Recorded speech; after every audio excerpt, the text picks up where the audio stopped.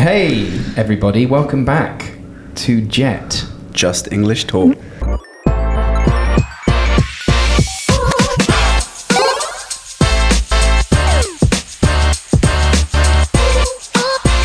It's me, Alex. Eleanor. And Louis. Welcome, welcome. And today we're going to talk about the transition from GCSE to A-Level, which is obviously a big jump. But And are we talking specifically about English literature at those stages? Well, we can also talk about the differences between language at A-level as well, because dip into I those. think with both of them, it's really a completely different beast. And Oh, yeah. people getting to the end of their GCSE career are starting to forget what actually English is. And if they're real fans of English and they love English, the rote and the stress of cramming before exams might have made them forget what English is like. That is true. And then A-level is a reintroduction to the things that people love about English, really. Yeah, A-level is beautiful. Honestly, I did both at A-level. Separately? Separately. So I didn't do the combined course. I'm not actually a huge fan of that. I've taught it once or twice. I don't think it's great. It's bad. But I took both of them separately, literature and language, and loved them. Some of the best times I've ever had with texts have been at A-level. You get back to why people love it, which is reading a lot and talking a lot and responding a lot to it and having a lot of opinions about the writing and reading you're doing. Exactly. Which is really cool. Should we start with literature, maybe? I think we ought to, yeah. Let's. So, A-level literature, what's the main thing in your head that you can think of that students struggle with when they join your classes at the start of year 12?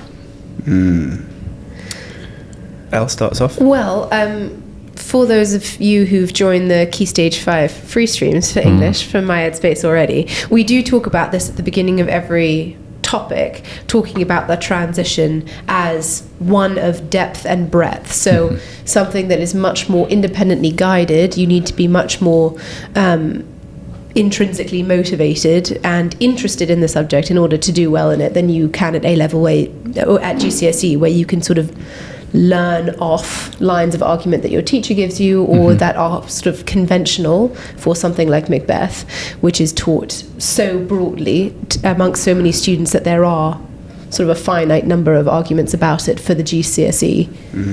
Whereas at A-level, there's so much more you can say and do, and you have to do so much more sort of reading around the subject and depth and breadth just in general. Yeah, I feel like that really kind of gets to the heart of it, is that kind of sense of when you're an A-level student, erudition is everything, and erudition is this idea of being well read. At GCSE, you just have to have read the texts that have been set for you. Yep. At A-level, there is an expectation, certainly if you're looking to access those top grades, that you are erudite, that you have engaged not only with the texts, but you've read around the texts in the general area, but also you're looking at secondary things. And secondary is obviously when you have critics or people with ideas talking about the text that you're also talking about that can inform your perspectives. Yeah. I would also say probably quite important is actually reading the texts, from start to finish and in engaging with them as kind of full pieces, because, at GCSE, and I wouldn't condone this at all, but there are, quite a few students, I imagine, who get to the exams and they haven't actually read Christmas Carol from start to finish. You're not going to get away with that. Yeah. Certainly not. Yeah. And as a matter of fact, I think it's the guidance is usually you need to have read it at least 3 or 4 times fully through, and that's a very small part of, in your 2 years, what you'll be up to, which is much more reading many articles, books and thinkers' opinions about what you have read originally. That's the beginning of the course, is having read it. To a certain point, I think ideally you've read it really before you get to September 1st in year 12, the book that you're studying. Totally. I mean, every time I've taught A-level English literature, which is about 10 years, biggest part is just setting some holiday reading. Once students have chosen things in year 11. Now it's difficult if your sixth form provider is separate from the school, and therefore the teachers won't necessarily know the cohorts. You might not know your A-level placement until you're basically there on results day and you're kind of halfway through August. But providing reading lists and doing some reading ahead of time is huge. Yeah. And hopefully this podcast will go out in time for people to take that message on board. And it doesn't, I mean, obviously it would be nice in an ideal world that, well, maybe not in an ideal world, but like, okay, so you're in year 11, you stay with your school into year 12 and you've got the same teachers and they tell you to read these books. I think even if you're moving from, you know, from year 11 to a new school, there are some books, there is some reading that you can do. It might not necessarily be the text that you end up studying. That's true. But I would hope that students who are coming to start in year 12, you know, either on their own back or on the back of what their teachers suggested, have read some more advanced text. You know, they've done something over the summer that shows that I like reading and I want to expand my knowledge of the canon. So when it comes to reading and that kind of extra kind of impetus that is on A-level students to be doing reading, what form should that reading take? In an ideal world, obviously we've talked about the core texts. What additional sorts of things, what categories would we recommend people start with reading ahead of time? Sorry, go on. You'd want to think about knowing sort of the conventions. So you'd want to know enough about plays and novels and poetry that you can understand a conversation about each of those as a subject. So, of course, we've got some podcast material on that, but that information is also everywhere about what is a poem. You need to know conventions of a poem in order to study anything poetry at A-level, because that's where you're starting to look at poems that not only fulfill those conventions, but also start playing with those conventions. Mm-hmm. Yeah, that's a lovely point. And I think that when you're at A-level and even when you go to undergraduate, if you take English then, this sense of kind of this big kind of synoptic overview of what literature is huge. And so if you can, as Alex said, familiarise yourself with the Western canon, and as Eleanor said, if you can kind of familiarise yourself with form, and I would say potentially genre within form as well. So you've got poetry. Well, do we know about, let's say, certain movements within poetry or certain poetic forms, and kind of within drama, are we looking at kind of like how are things different from Shakespearean tragedy to, say, a modern tragedy text? Because those will quite often be two of the most common texts. You might have Othello, and you might have Streetcar, right? Yeah. I would say as well some Greco-Roman myths as well, because there's so much Greek mythology in particular at A-level. And I'm not just thinking about the Shakespeare portion of A-level study, but also I've taught Tess of the D'Urbervilles for a long time and Hardy in general, and there's so much there that you don't notice unless you know even just a little bit about Artemis or Zeus or fate in the minds of the Greeks. I think it's a bit of a tricky one again without necessarily knowing what texts, but if we're thinking about transition, you've kind of alluded to it both already, but A-level is very much like trying as best as you can to sort of come up with your own thoughts and feelings and opinions and not just regurgitating, you know, the central ideas that your teachers have given you. And so having, you know, tried, you know, with any book that you end up reading, thinking about like, okay, how does it speak to me? Does it speak to, you know, is it more relevant now than when it was written? Engaging and starting to at least think. I'm not saying necessarily like sit down and write some essays over the summer, you know, obviously enjoy your summer, enjoy just reading some books, but starting to think about how these books speak to you, you know, as a reader, I think is often something that students forget, because your teachers will teach you, obviously. So going in agendalessly, which by the way is not a word, please don't use that in your essays, but going without an agenda. We're going in without an agenda. Sans agenda, yeah. If you go in without an agenda, then I think that even that process opens your eyes to the concept of your positioning as a reader, because you will probably be so used to studying texts that without that guiding hand you wouldn't necessarily know the angles to take. And if you go in kind of in a generic sense, you go, normally when I put my literature hat on, I'm doing this. And I think that opens up the conversation about kind of theory and theoretical perspectives and how one does English. And one of the major ways that we do English is kind of with what we call like a new historicist lens. And the exam boards like to talk about new historicism without really kind of defining what it is. But what they mean by it is that your reading is informed by other reading, which kind of ties together everything that we're saying. And so what does that other reading look like when it comes to pinning it onto some AOs? What do you think? Well, I mean, if you're thinking about AO1, which is knowledge of the text as well as construction of arguments, that really ties us into what we've just been talking about, because if you're watching this and thinking my summer reading list is now thousands of years of literature and the entire Western canon, it's actually just that you need to read a lot of different kinds of texts of a lot of different kinds of levels, and you've got to start trying to read some quote unquote literature, because there is a time and a place for things like YA, young adult literature, absolutely, and lots of people find that as a relief or an enjoyment, pleasure kind of reading. But in that transition, I've found that when people start reading at A-level, they really struggle with the language and the form and how much there is to quote unquote literature reading, as opposed to reading some of the texts they maybe read for pleasure, which are for the most part modern text written in a particularly usually accessible modern style. So you do have to know enough of the text and be able to understand enough of the text in order to even start thinking about those other AOs, especially AO2. You need to be able to derive meaning from the text infinitely. On AO2, you know, thinking about the writer's craft and how they're putting things together, trying to notice small details, how a character's introduced, when do writers jump from, you know, who's the narrator, are we in, you know, these things sometimes wash over us a little bit, but, you know, are we in first, are we in third person? Are we in flashback? Are we thinking more about the structure and the organization of the text that you're reading? My only, even as I'm saying this, though, I worry that I would encourage students to enjoy their reading, you know, over the summer in that transition period.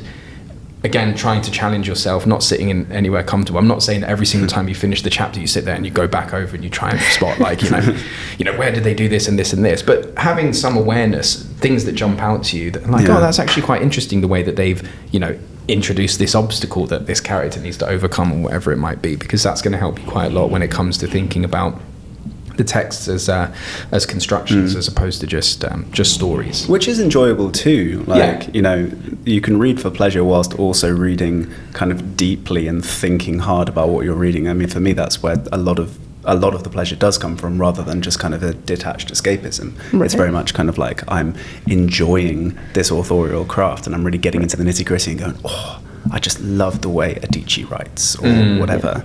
Craft. The craft, exactly. We're aware of the craft. Rich language. But in terms of those AOs, those assessment objectives, 3 of them are about reading beyond the text. So AO1 and AO2 are within the text. AO3 is your context. And obviously that's the same at GCSE. And so your kind of contexts of production mostly more than reception, but this concept of kind of like what's going on socio-historically, what's going on in a literary sense, what was kind of biographically relevant for this particular author. But then AO4 is literal comparison. You don't have that as an assessment objective at GCSE at all. So there's actual direct text-to-text comparison, intertextuality, etc. And then AO5 is bringing in other reading that you've done from critics and from people with ideas. And so reading beyond the text literally is, you know, 3/5 of your 60%, I believe, of your assessment objectives. And also the fact that you can't sort of toss that in there and leave it hanging out in a paragraph, but you need to engage with it and use it either to support or detract from, slightly subvert your own argument. So you need to not only be able to quote those critics, but actually to understand what they're saying and how it applies to what you're saying, and be able to make those choices intentionally for yourself. So where do people look? Where should people look for their reading beyond the text? So we've talked about kind of genre, and we've talked about a kind of historical period. What about that kind of the AO5 stuff? Where would you find critics with good ideas and quotable ideas for a set text, where would you start your journey? You mean not just on my resources? Hey, very good, very, very good. I believe that's where everyone should start. Yeah, that's where you start. Where do you go from there? JSTOR? JSTOR, yeah. I mean, if most schools I think should have some. I mean, and I think, correct me if I'm wrong, but I'm fairly sure there's at least like some free version that you can access, like up to 50. Yeah, you can access I might a be decent wrong, amount. but if I'm correct, then that's good. The same with Google Scholar is really good, sort of a collection and a curation of more scholarly works and publications there. Yeah, it's better than just Googling. If you just Google your open Google, then you can be directed to a lot of drivel. Unless obviously it recommends my resources, in which case you know that's good stuff.